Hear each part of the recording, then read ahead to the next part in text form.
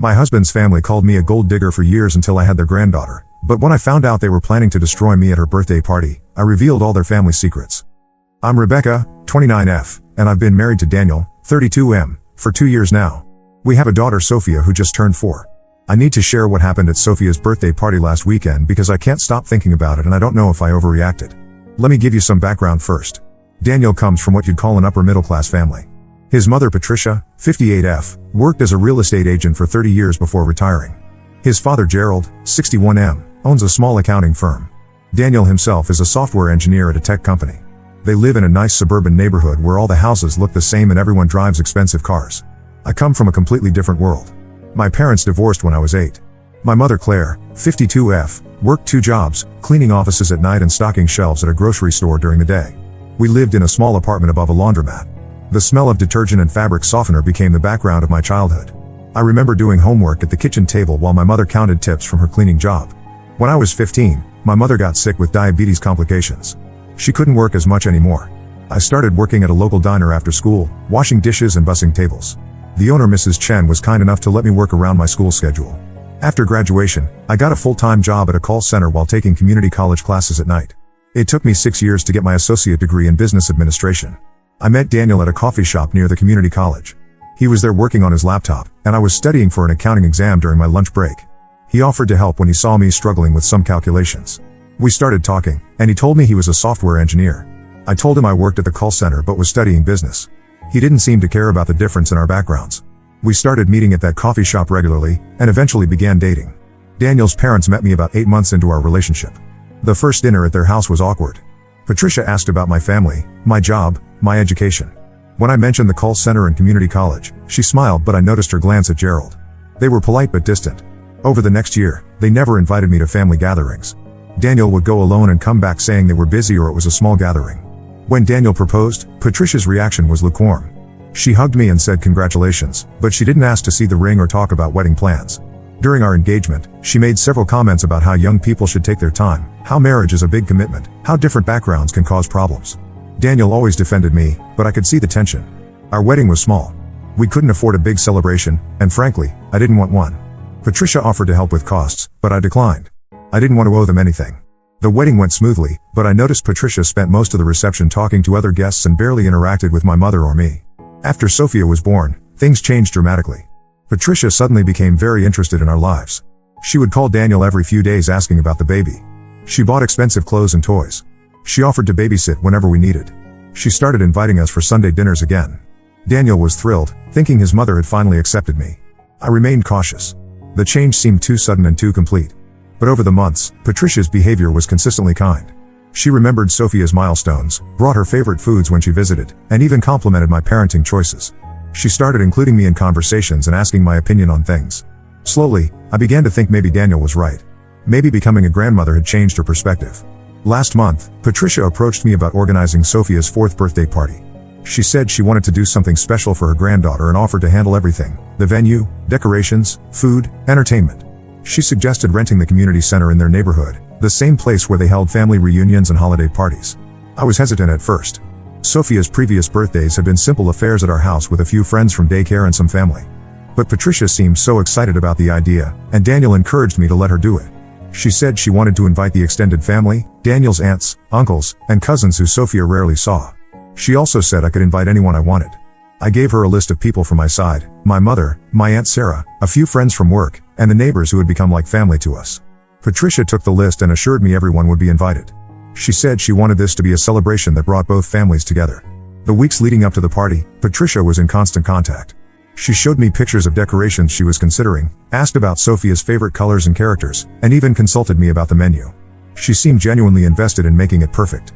I started to believe that maybe she really had changed, that maybe she genuinely cared about making this special for Sophia and for building a relationship with me. 3 days before the party, I called my mother to confirm she was coming. She told me she hadn't received an invitation. I thought maybe it got lost in the mail, so I called my Aunt Sarah. She also hadn't received anything. I checked with my work friends and the neighbors, none of them had been invited. I called Patricia immediately. She sounded surprised and apologetic, saying there must have been a mix-up with the addresses. She promised to call everyone personally and extend verbal invitations. She said not to worry, that there would be plenty of food and space for everyone. The day of the party arrived. Daniel and I got Sophia dressed in her new birthday outfit, a pink dress with sparkles that she had picked out herself.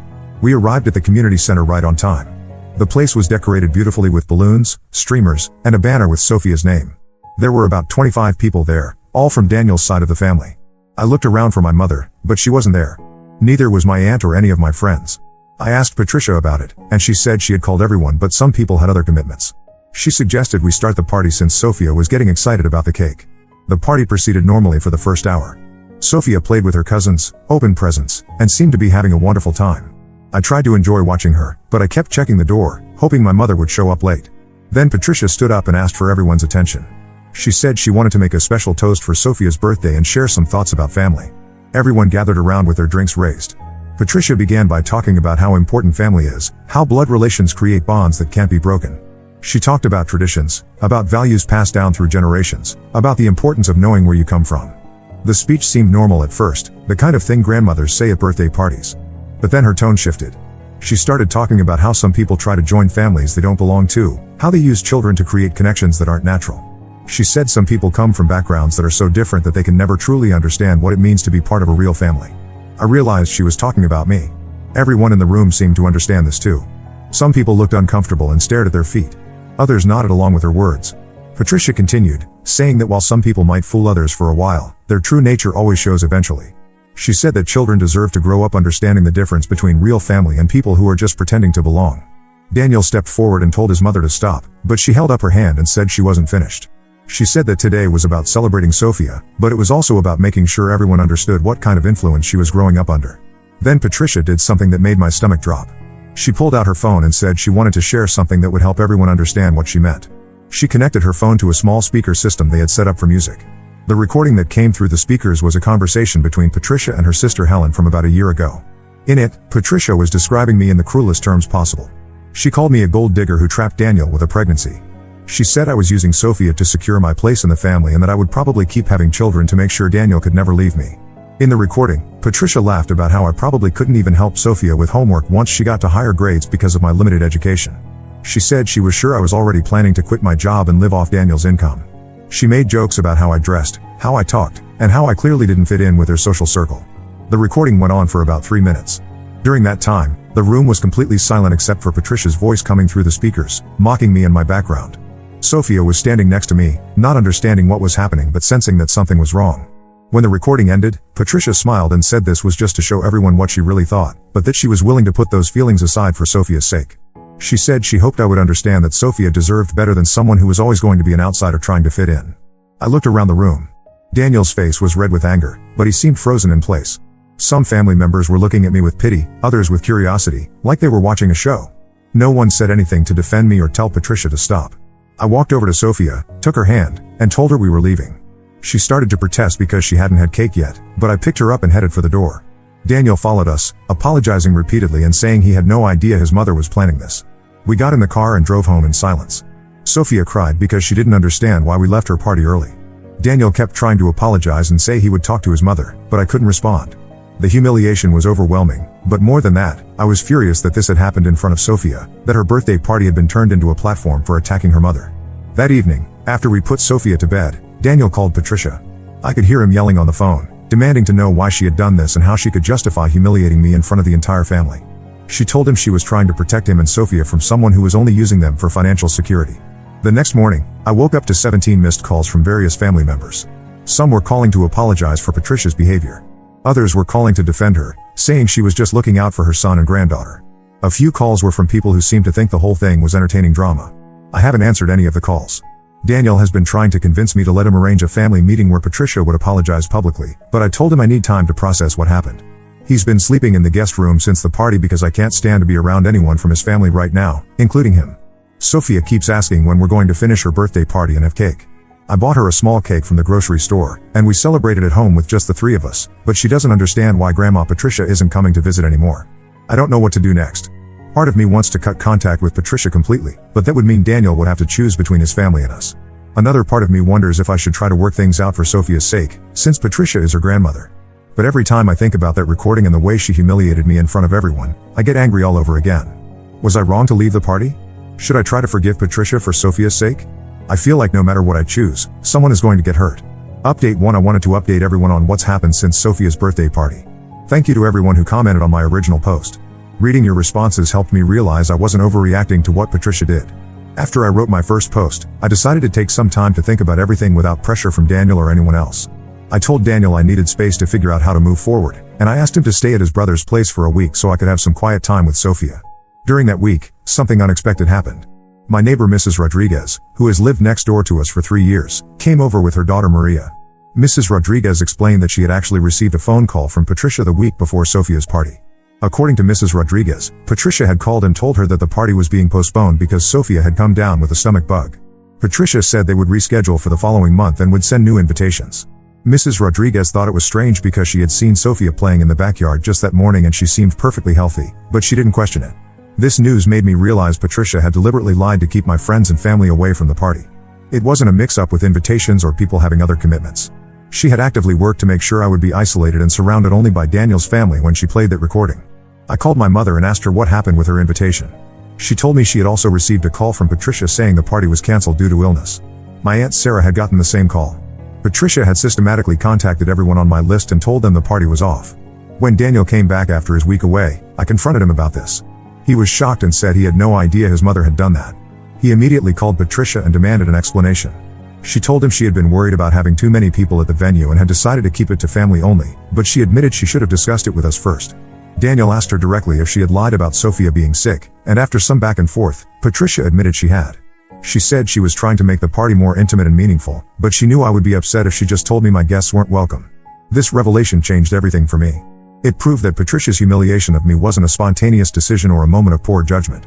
She had planned the entire thing.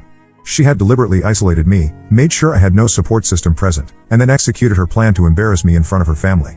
Daniel was furious. He told Patricia he was ashamed of her behavior and that she needed to apologize to me properly. He said until she did, he didn't want her around Sophia or in our lives. But Patricia's response surprised both of us. Instead of apologizing, she doubled down. She told Daniel that everything she had said in that recording was true, and that playing it at the party was just her way of being honest about her concerns. She said she was trying to save him from making a bigger mistake by staying married to someone who was clearly using him. Patricia went further than that. She told Daniel that she had done some research into my background and had learned things that proved her point about me being unsuitable for their family.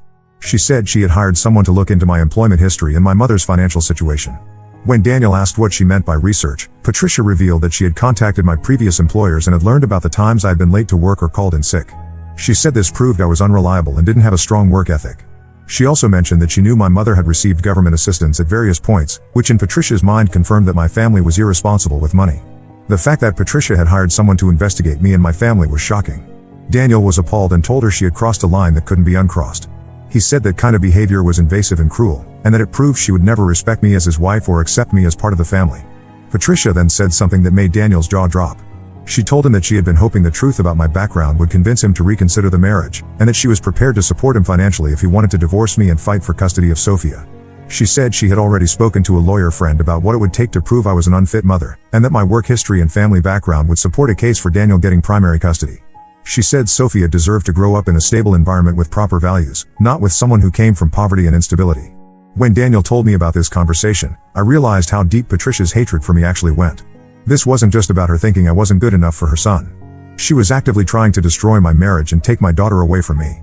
Daniel was shaken by his mother's words. He told me he had never seen this side of her before and that he was questioning everything he thought he knew about her character.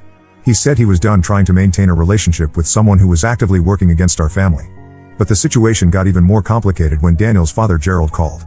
Gerald told Daniel that Patricia was just trying to protect the family's reputation and future, and that maybe he should consider whether his mother's concerns had some validity. Gerald said that while Patricia's methods were questionable, her underlying point about compatibility and background differences was worth considering. He suggested that Daniel think about whether he wanted Sophia growing up with the values and expectations that came from my side of the family versus the opportunities and stability that came from theirs. This conversation devastated Daniel. He realized that both of his parents were aligned in their opposition to me, and that they were both willing to go to extreme lengths to end our marriage. He told me he felt like he was losing his entire family, but that he couldn't stay connected to people who were trying to hurt his wife and daughter.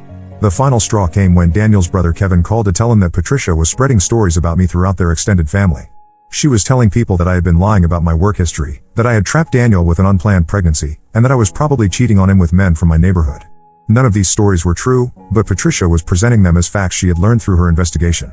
She was systematically trying to turn the entire family against me and convince them that Daniel needed to be rescued from his marriage. Daniel made a decision that surprised me. He told his entire family that if they couldn't accept and respect me as his wife, then they wouldn't be part of our lives going forward. He said he was choosing his immediate family, me and Sophia, over his extended family and their toxic behavior. The response from his family was swift and harsh.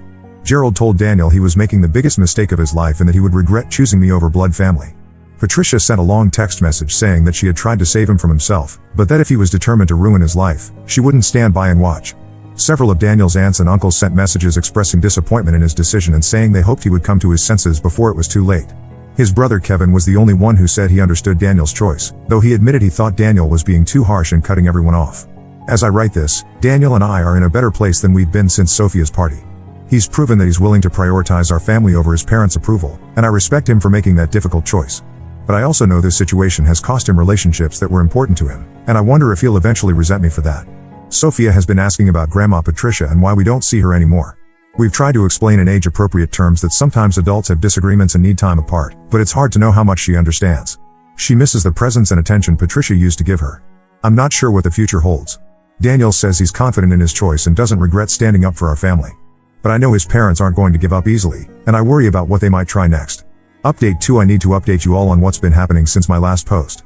Things have gotten much more complicated, and I'm honestly not sure how to handle the latest developments.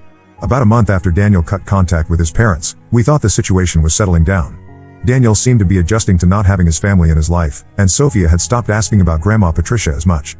We were starting to feel like we could move forward as our own little family unit. Then Daniel's brother Kevin called with some disturbing news. He told Daniel that Patricia had been contacting Sophia's daycare center, trying to get information about her daily routine and asking if she could pick Sophia up as an authorized guardian. The daycare director, Mrs. Chen, had called me immediately when Patricia first showed up. She explained that an older woman claiming to be Sophia's grandmother had come in asking about enrollment procedures and pickup policies. Mrs. Chen said the woman seemed very interested in what documentation was required to add someone as an authorized pickup person.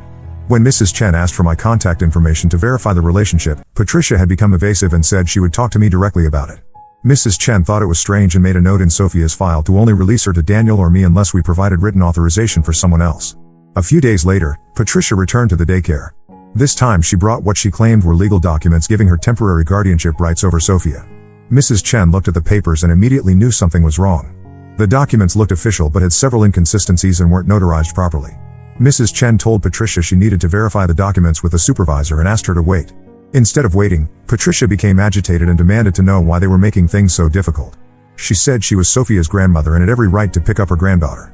Mrs. Chen remained calm but firm, explaining that their policies existed to protect the children and that no exceptions could be made without proper verification. Patricia left the daycare angrily, saying she would be back with proper documentation. When Kevin told us about this, Daniel was furious.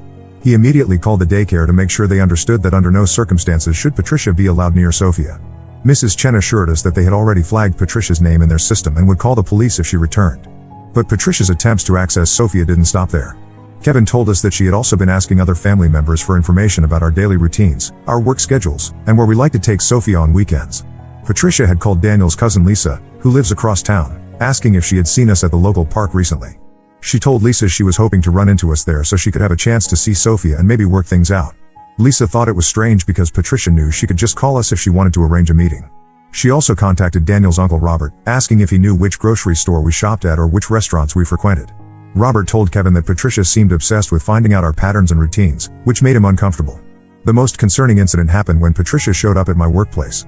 I work at a small insurance office downtown, and one afternoon Patricia walked in claiming she needed to discuss a policy matter. When my colleague Jenny asked which policy she was referring to, Patricia said she needed to speak with me personally about coverage for her granddaughter. Jenny came to my desk and told me there was a woman asking for me. When I saw Patricia in the waiting area, my stomach dropped. I told Jenny I couldn't meet with her and asked her to tell Patricia I was unavailable. Patricia refused to leave. She told Jenny she was my mother-in-law and that this was a family emergency involving Sophia. She said she needed to give me important information about Sophia's medical history that could affect her insurance coverage. I came out of my office and told Patricia directly that I couldn't speak with her and that she needed to leave. She started speaking loudly, saying I was being unreasonable and that she was just trying to help. She said Daniel had made a terrible mistake cutting her off and that Sophia needed her grandmother in her life. My supervisor, Mr. Williams, came out of his office to see what the commotion was about. Patricia immediately started explaining to him that I was keeping her granddaughter away from her and that she was worried about Sophia's well-being. She said she had raised successful children and knew what was best for Sophia's development. Mr. Williams politely but firmly asked Patricia to leave, explaining that our office wasn't the appropriate place for personal family discussions. Patricia became upset and said she couldn't understand why everyone was treating her like she was some kind of threat when she was just a concerned grandmother. As she was leaving, Patricia turned back and said something that chilled me. She told me that good mothers don't keep children away from loving grandparents, and that she hoped I would reconsider my position before it was too late. The way she said it sounded less like a plea and more like a warning. That evening, I told Daniel about Patricia's visit to my office. He was shocked that she had tracked down my workplace and confronted me there.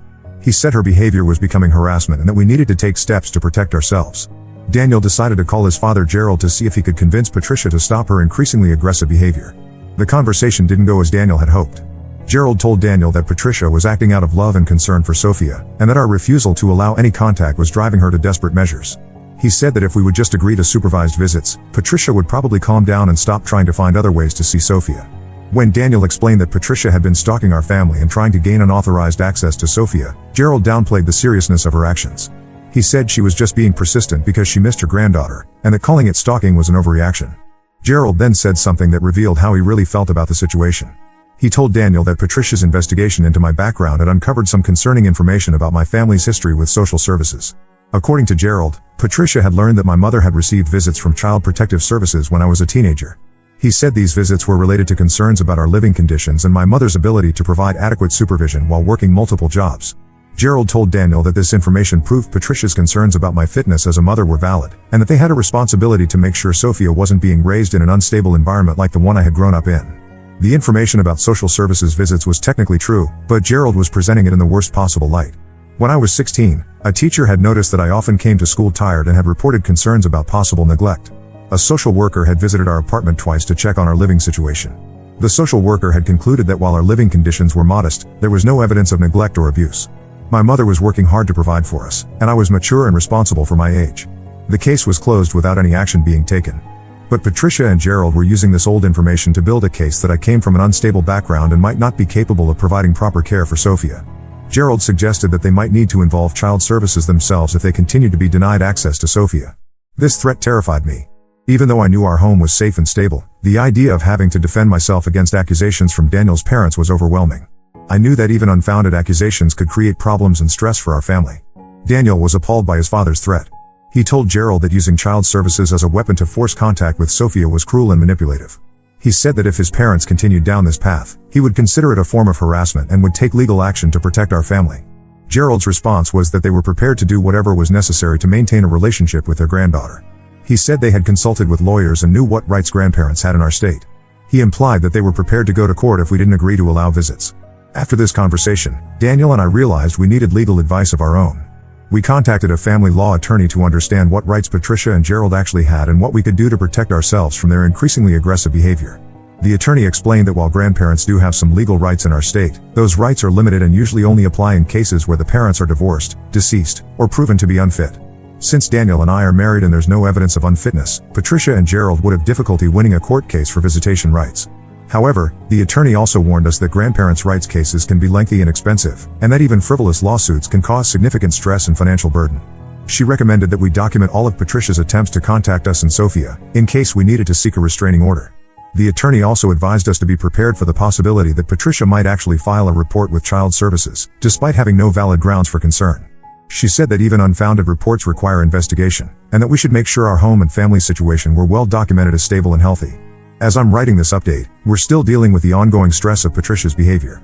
She continues to try to contact us through other family members, and we've heard from Kevin that she's still asking questions about our routines and trying to find ways to see Sophia. Daniel is struggling with the reality that his parents are willing to use legal threats and government agencies to force their way back into our lives.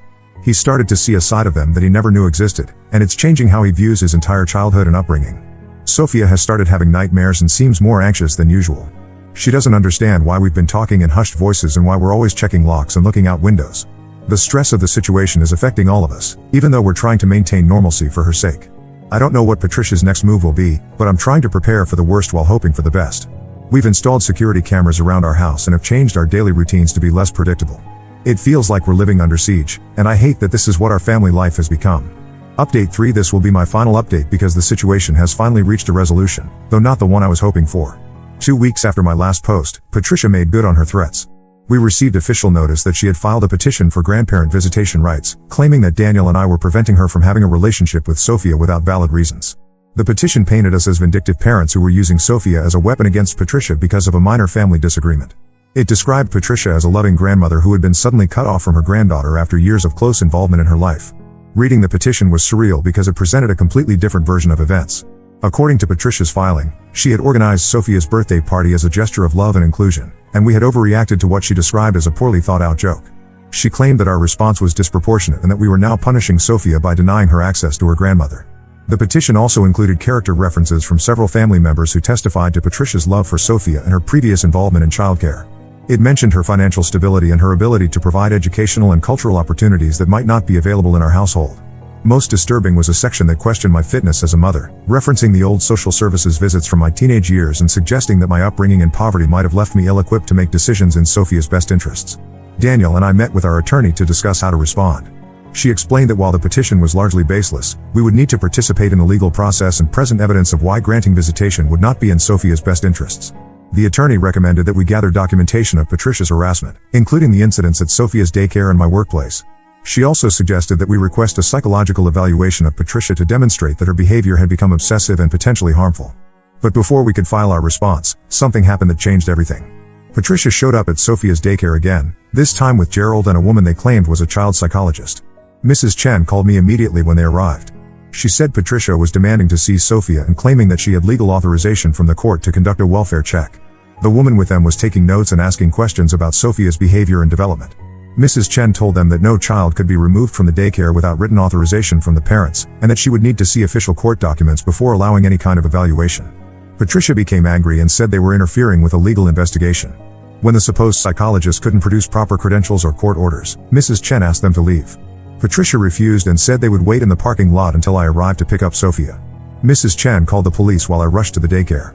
When I arrived, I found Patricia, Gerald, and the other woman sitting in their car in the parking lot, watching the daycare entrance. The police were already there taking statements. The officer explained to Patricia that she had no legal right to conduct any kind of evaluation of Sophia without a court order, and that waiting in the parking lot of a daycare facility could be considered stalking or harassment. He advised her to leave immediately and warned that further incidents would result in formal charges. Patricia left, but not before rolling down her car window and shouting that she was trying to protect Sophia from an unstable home environment. She said the courts would eventually see the truth about what kind of mother I was. That evening, our attorney called with an update. She had learned that the woman Patricia brought to the daycare wasn't actually a licensed psychologist. She was a family friend who worked in counseling but had no credentials to evaluate children or write reports for court proceedings. This revelation showed that Patricia was willing to lie and misrepresent people's qualifications to support her case. Our attorney said this kind of deception would seriously damage Patricia's credibility if the case went to trial. But we never got to that point. 3 days later, Kevin called Daniel with shocking news. Patricia had been arrested for attempting to break into our house while we were at work and Sophia was at daycare. According to the police report, neighbors had seen Patricia using what appeared to be a key to try to enter our front door. When the key didn't work, she had gone around to the back of the house and tried to force open a window. Our neighbor Mr. Johnson had confronted Patricia and asked what she was doing. She told him she was Sophia's grandmother and was concerned about the living conditions in the house. She said she had a right to check on her granddaughter's welfare and make sure the home was safe. Mr. Johnson told her she couldn't enter someone else's house without permission and threatened to call the police. Patricia became agitated and said that everyone was conspiring against her and preventing her from protecting Sophia. When the police arrived, they found Patricia still in our backyard, looking through windows and taking pictures with her phone. She told the officers she was conducting a welfare check and gathering evidence for a court case. The police arrested Patricia for attempted breaking and entering and trespassing. They also confiscated her phone, which contained dozens of photos of our house, both interior shots taken through windows and exterior shots showing entry points. Gerald arrived at the police station to bail Patricia out, but by then the damage was done. Our attorney immediately petitioned the court to dismiss Patricia's visitation case, arguing that her arrest for trying to break into our home proved she posed a danger to our family's safety and well-being. The judge agreed. Patricia's petition for grandparent visitation was dismissed, and we were granted a temporary restraining order that prohibited both Patricia and Gerald from coming within 500 feet of our home, Sophia's daycare, or my workplace.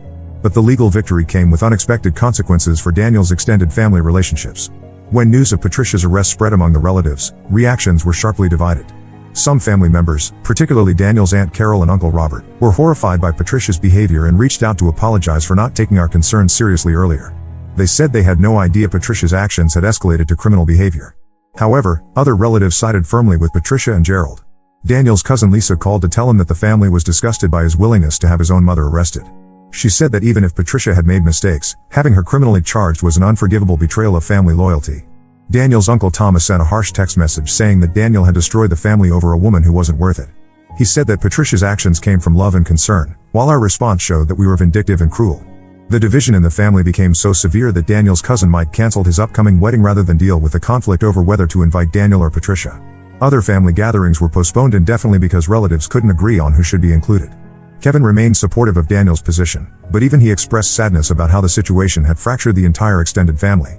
He said that while he understood why we had taken legal action, he wished there had been another way to resolve things. The stress of the family conflict affected Daniel more than I expected. He started having trouble sleeping and became withdrawn and quiet.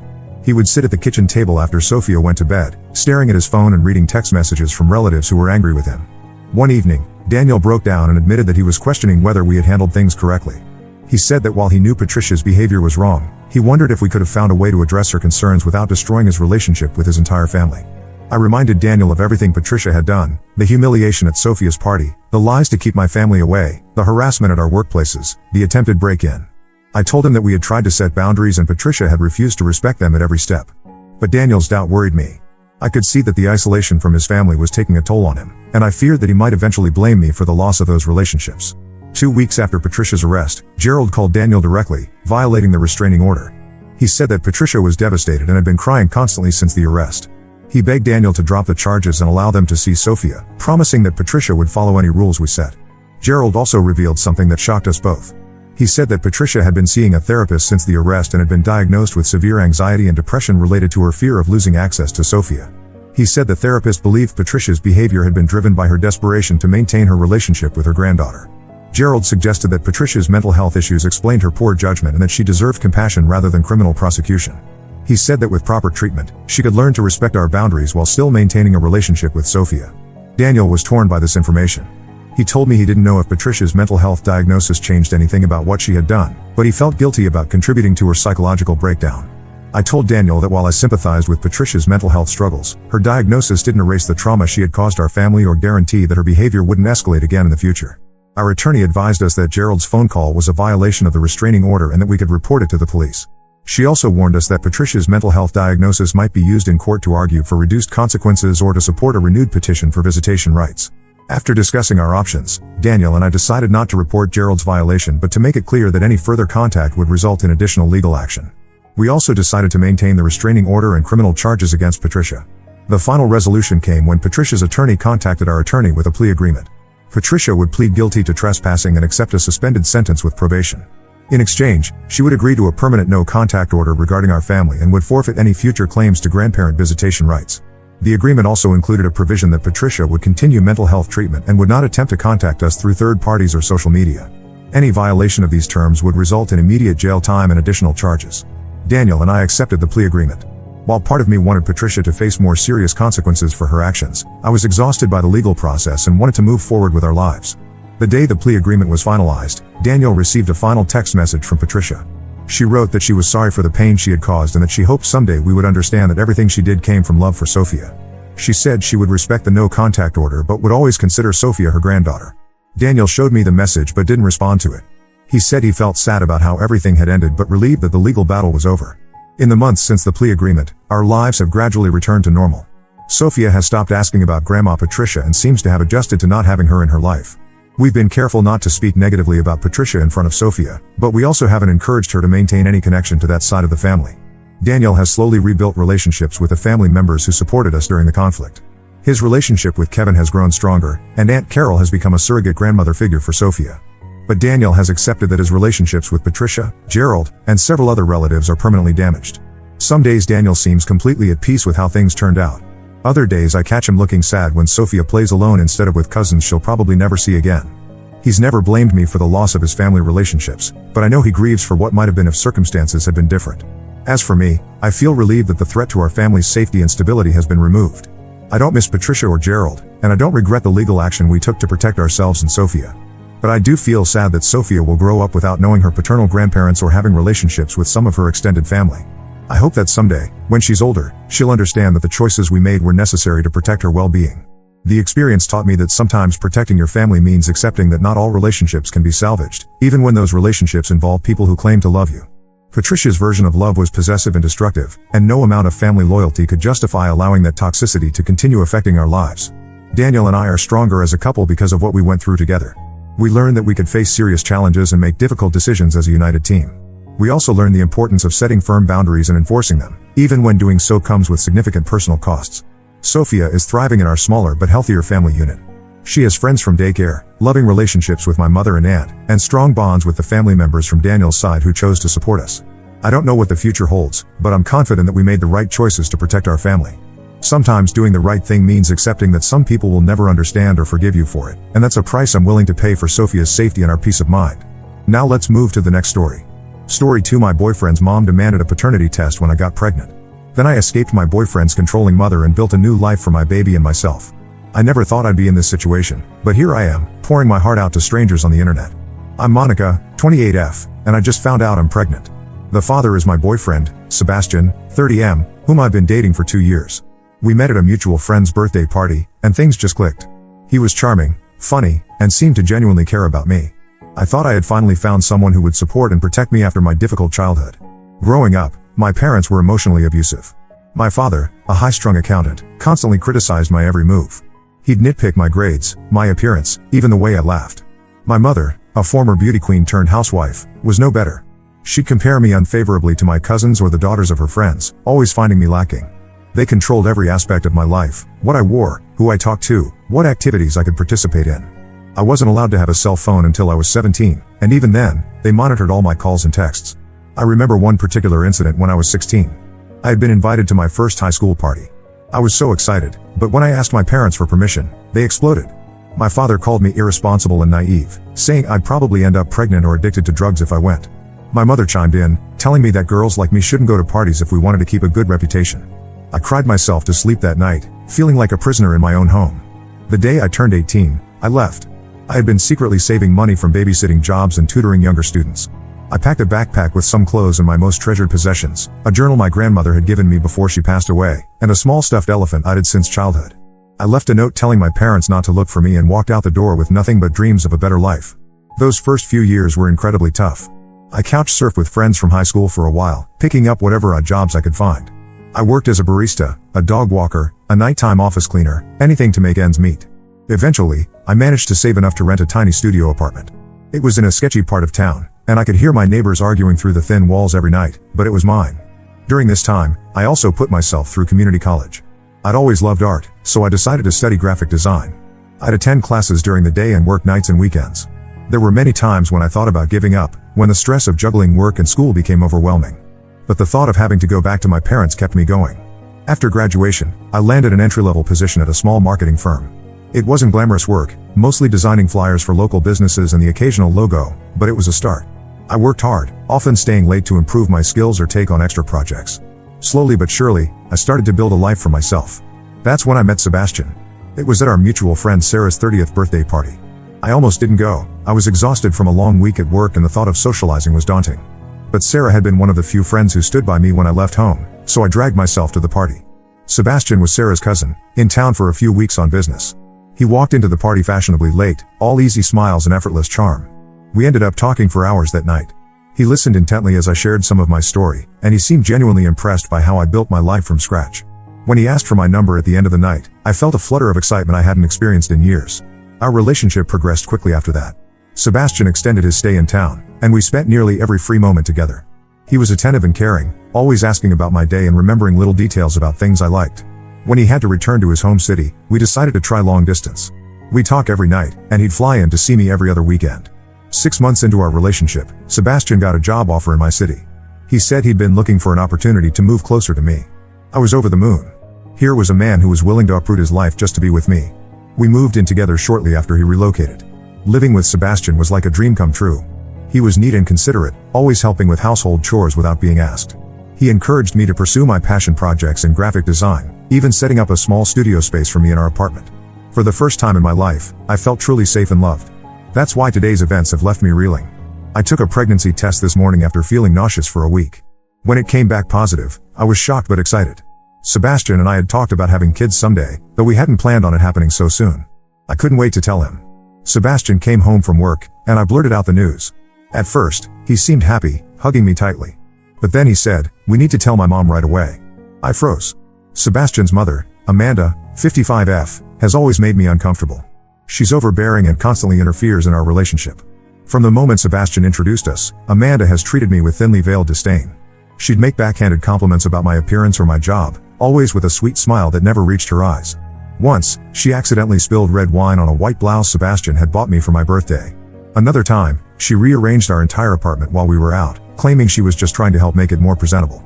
I've tried to set boundaries with Amanda, but Sebastian always brushes off my concerns, saying she's just being caring. He doesn't see how her behavior affects me, how it reminds me of the controlling environment I grew up in. I asked Sebastian if we could wait a bit before telling anyone about the pregnancy, but he insisted his mother had to know immediately. Before I could protest further, Sebastian was on the phone with Amanda. 30 minutes later, she barged into our apartment without warning. I was still in my pajamas, feeling overwhelmed and unprepared. Amanda barely acknowledged me, instead turning to Sebastian and demanding, "Is it true? Is she really pregnant?" Sebastian nodded, and Amanda's face twisted into a mixture of emotions I couldn't decipher. She turned to me and said, "Well, I hope you're prepared for a paternity test. We can't be too careful these days." I felt like I'd been slapped. I looked at Sebastian, expecting him to defend me, to tell his mother how inappropriate her comment was. But he just stood there, staring at the floor. I couldn't believe it. I've never been unfaithful, and Sebastian knows this. Why wasn't he saying anything? Amanda continued, her voice dripping with fake sweetness. "Don't worry, dear. I have connections at the best clinics. We'll get this sorted out quickly. Sebastian, you'll need to take time off work to accompany her to all the appointments. We can't have any mistakes." I felt like I was drowning. This woman was taking control of my pregnancy, my body, my life. And Sebastian was letting her. I managed to stammer out that I needed some time to process everything. Amanda scoffed, "There's nothing to process. We're doing this my way." Sebastian finally spoke up, but not to defend me. He said, "Mom's right, Monica. We need to be sure about everything. It's for the best." I couldn't take it anymore. I locked myself in the bathroom and cried for hours. I feel so alone and scared. I thought Sebastian was different from my parents, but he's just another person who won't protect me. I don't know what to do. I can't imagine raising a child in this environment, with Amanda controlling everything and Sebastian being her puppet. I'm considering leaving, but I'm terrified. I've worked hard to build my career, but I don't know if I can support myself and a baby on my own. Plus, I'm afraid of what Sebastian and Amanda might do if I try to leave. They have more money and connections than I do. I feel trapped and hopeless. I thought I had finally found happiness, but now it feels like my world is crumbling around me. I don't know if I even want this baby anymore.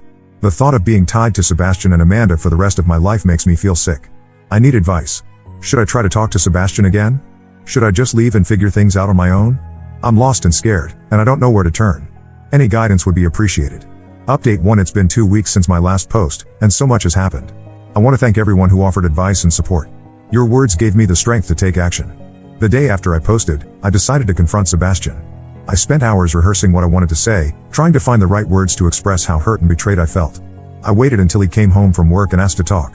We sat down at our kitchen table, the same place where we'd shared so many happy meals and conversations. Now, it felt like a barrier between us.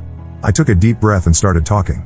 I told Sebastian how hurt and betrayed I felt by his lack of support when his mother demanded a paternity test. I explained that her behavior was controlling and disrespectful, and that I needed him to set boundaries with her. I reminded him of the stories I'd shared about my childhood, how I'd promised myself I'd never let anyone make me feel small again. As I spoke, I could see Sebastian's expression changing. At first, he looked defensive, but as I continued, his face softened. For a moment, I felt a glimmer of hope. Maybe he was finally understanding. Maybe we could work through this together. But then Sebastian spoke, and my hope shattered. He said, "Monica, you're overreacting. Mom is just looking out for us. She's even offering to pay for all the medical expenses. You should be grateful." I couldn't believe what I was hearing. I asked him, "Do you really think I've been unfaithful? Don't you trust me at all?" Sebastian hesitated before answering, "It's not that I don't trust you. It's just, well, accidents happen. We need to be sure." That's when I knew. This wasn't just about the pregnancy or the paternity test. This was about our entire relationship. I realized that Sebastian had never really trusted me, never really seen me as an equal partner. I was just someone to be controlled and managed, just like his mother wanted. As this realization washed over me, I felt a strange sense of calm. It was like all the anxiety and uncertainty of the past few days suddenly crystallized into a clear path forward. I took a deep breath and said, "Sebastian, I can't do this anymore. I'm leaving." His face turned red with anger. "You can't leave. What about the baby? What about our life together?" I stood my ground. There is no our life if you can't trust and respect me. I deserve better than this, and so does this baby. I had already packed a bag while he was at work, anticipating that this conversation might not go well. I grabbed it from where I'd hidden it in the closet and headed for the door. Sebastian tried to block my way, saying, "You can't just leave. Where will you go? You need me." But I was done being controlled. I pushed past him and walked out of the apartment. As I closed the door behind me, I heard Sebastian calling my name, but I didn't look back. I had taken the advice of many commenters and reached out to a local women's shelter. They had a spot for me and were expecting me. As I got into a taxi and gave the driver the address, I felt a mixture of fear and relief wash over me. The next few days were a blur. The shelter provided me with resources and support I never knew existed. They helped me file a restraining order against Sebastian and Amanda, who had been bombarding me with calls and texts. Some of the messages from Amanda were particularly nasty, calling me all sorts of horrible names and threatening to ruin my life if I didn't come back. Reading those messages brought back painful memories of my mother's emotional abuse. But this time, instead of feeling small and powerless, I felt angry. Angry at Amanda for trying to control me, angry at Sebastian for not standing up for me, and angry at myself for letting it get this far. But that anger fueled my determination to build a better life for myself and my baby. The shelter also connected me with a counselor who specialized in helping women leave abusive relationships. In our first session, I broke down crying as I recounted my childhood and how I'd thought I'd escaped that kind of control when I met Sebastian. The counselor listened patiently, offering tissues and gentle encouragement. She helped me see that my instincts were right, that I wasn't overreacting, and that I had the strength to get through this. One of the hardest parts was dealing with work. I knew I couldn't just disappear without explanation, but I was terrified of Sebastian or Amanda showing up at my office. With the help of the shelter staff, I crafted an email to my boss explaining that I was dealing with a personal emergency and needed to work remotely for a while. To my surprise, she was incredibly understanding. She assured me that my job was secure and that I could take the time I needed to sort things out. This support from my boss was a huge relief. It meant I could start looking for a new place to live without worrying about losing my job. The shelter helped me create a budget and start saving for a security deposit on an apartment. It wasn't going to be easy, but for the first time, I felt like I had a plan. In the midst of all this, I also made an appointment with an OB/GYN recommended by the shelter. The doctor confirmed that I was indeed pregnant, about 8 weeks along. She provided me with information about all my options, including abortion, adoption, and keeping the baby. As she talked, I found myself instinctively placing a hand on my stomach. Despite everything that had happened, I realized I already felt a connection to this tiny life growing inside me. The doctor must have noticed my gesture because she paused and said gently, "Remember, there's no rush to make a decision. Take the time you need to figure out what's best for you."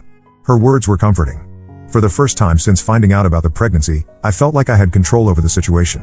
I didn't have to let Sebastian or Amanda dictate what happened to my body or my baby. As I left the doctor's office, I felt a mix of emotions, fear, uncertainty, but also a glimmer of hope. I knew the road ahead wouldn't be easy, but I was determined to create a life for myself, and possibly this baby, that was free from control and manipulation. I'm still scared about the future, but for the first time in weeks, I feel like I can breathe. I'm taking things one day at a time, focusing on my health and well-being. I'm rediscovering the strength that helped me leave my parents' house all those years ago. I know it won't be easy, but I'm ready to face whatever comes next. Thank you all again for your support.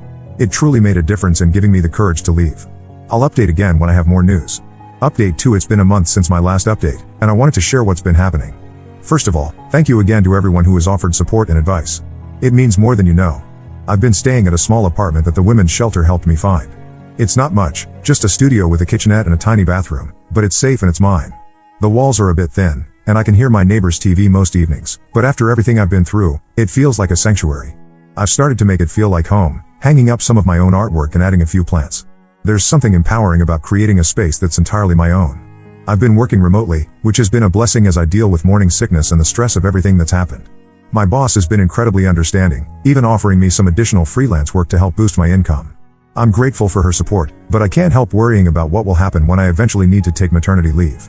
Sebastian hasn't given up trying to contact me. He's left voicemails alternating between apologies and accusations. One day he's begging me to come back, saying he'll set boundaries with his mother. The next, he's threatening to take me to court for full custody of the baby. It's emotionally exhausting, but I've been saving all these messages as evidence, just in case. The shelter put me in touch with a lawyer who specializes in domestic cases, and she's been advising me on how to handle the situation. Amanda, on the other hand, has escalated her harassment. She somehow found out where I work and contacted my boss, trying to get me fired. She claimed I was unstable and unfit for my job. I was terrified when my boss called me into a video meeting, thinking this was it, I was going to lose everything. But to my relief, my boss didn't buy Amanda's lies. She assured me that my job was secure and that she'd be documenting all of Amanda's attempts to interfere with my employment. Her support brought me to tears, happy ones, for a change. The biggest development is that I've decided to keep the baby. It wasn't an easy decision, but after a lot of thought and conversations with a counselor at the women's shelter, I realized that I want this child. I know it will be hard as a single mother, but I'm determined to provide a loving, stable home, something I never had growing up. I had my first ultrasound last week. As I lay on the examination table, I felt a mixture of excitement and fear. When the technician turned the screen towards me and I saw that tiny heartbeat flickering, everything suddenly felt real in a way it hadn't before. I'm scared, but also excited about this new chapter in my life. I've also started looking for a new job. As supportive as my current boss has been, I feel like I need a fresh start. I've been applying for remote graphic design positions that would allow me more flexibility once the baby arrives. It's daunting to think about changing jobs while pregnant, but I'm trying to stay positive. Sebastian found out about my decision to keep the baby. I suspect Amanda might have a friend at the clinic who leaked the information. He's now insisting on being involved in the pregnancy and demanding visitation rights once the baby is born. I've told him that all communication needs to go through my lawyer from now on. It's hard, because part of me still cares for him and wishes things could have been different. But I know I need to stay strong for myself and my baby. Speaking of lawyers, I've hired one to help me navigate the custody issues that are likely to come up. She's been amazing, helping me understand my rights and preparing for whatever Sebastian and Amanda might try next. It's expensive, but I'm trying to see it as an investment in our future. I've also started attending a support group for single mothers at the local community center. It's been incredibly helpful to connect with other women who understand what I'm going through. We share advice, encouragement, and sometimes just a shoulder to cry on. Last week, one of the women brought in some baby clothes her child had outgrown and offered them to me. The kindness of these strangers turned friends has been overwhelming. As my pregnancy progresses, I'm trying to focus on the positive. I've started a journal for the baby, writing down my thoughts and feelings as I prepare for their arrival. I want them to know how much they're loved, right from the start. I'm taking things day by day, trying to stay positive and focus on creating a good life for myself and my baby. It's not easy, but I'm stronger than I ever knew. Thank you all for being a part of this journey with me. I'll update again when there's more to share. Update 3. It's been 3 months since my last update, and I'm now 6 months pregnant. So much has changed, and I wanted to share it with you all. First, the good news: I found a new job. It's a remote position with a startup company that values work-life balance. The pay is better than my old job, and they're even offering maternity leave, which is a huge relief. I started 2 months ago and so far, it's been great. My colleagues are supportive, and the work is challenging in a good way. I feel like I'm growing professionally even as I prepare for motherhood. I've also moved into a small house that I'm renting. It's in a quiet neighborhood with a little backyard. The landlord is an older woman who, after hearing a bit of my story, has been incredibly kind. She even helped me set up some baby furniture that arrived in boxes. I've been slowly furnishing the place and setting up a nursery. It feels good to have a space that's truly mine, where I feel safe and at peace. Now for the not-so-good news: Sebastian and Amanda haven't given up. Sebastian filed for joint custody, claiming that I'm keeping him from his child. We had our first court hearing last month. It was nerve-wracking to be in the same room as Sebastian and Amanda again. Amanda glared at me the whole time, while Sebastian kept trying to catch my eye. I focused on staying calm and letting my lawyer do the talking. My lawyer presented evidence of Sebastian's emotional manipulation and Amanda's harassment. The judge seemed sympathetic to my situation but emphasized the importance of both parents being involved in a child's life. For now, the judge has ordered that Sebastian can attend doctor's appointments and birthing classes if I'm comfortable with it, but he's not allowed to contact me directly. All communication must go through our lawyers. Amanda has been barred from any involvement due to her harassment. Sebastian attended the last ultrasound appointment. It was awkward and tense, but he behaved himself. Seeing our baby on the screen seemed to have an impact on him. For a moment, I saw a glimpse of the man I thought I knew. After the appointment, Sebastian asked to talk. He apologized for his behavior and for not standing up to his mother. He said he's been going to counseling to work on setting boundaries with Amanda and understanding why he let her control our relationship. He asked if we could try to co-parent amicably. I told him I appreciated his apology, but that trust takes time to rebuild. I agreed to consider co-parenting, but made it clear that we would not be getting back together romantically. He seemed to accept this, which was a relief. As for Amanda, she's been quiet lately. Too quiet, if I'm honest. I can't help but feel like she's planning something, but I'm trying not to let paranoia take over. I'm focusing on staying healthy and preparing for the baby's arrival. I've also been attending a support group for single mothers. It's been incredibly helpful to connect with other women who understand what I'm going through. We share advice, encouragement, and sometimes just a shoulder to cry on. Last week, we had a small baby shower for me. It wasn't anything fancy, just some cupcakes and small gifts, but it meant the world to me. Looking back on everything that's happened, I'm amazed at how much I've grown. I'm no longer the scared, uncertain woman I was 6 months ago. I'm stronger, more confident, and ready to be the mother my child deserves. Thank you all for being part of this journey with me. Your support has meant the world. I'll update again after the baby is born. Wish me luck.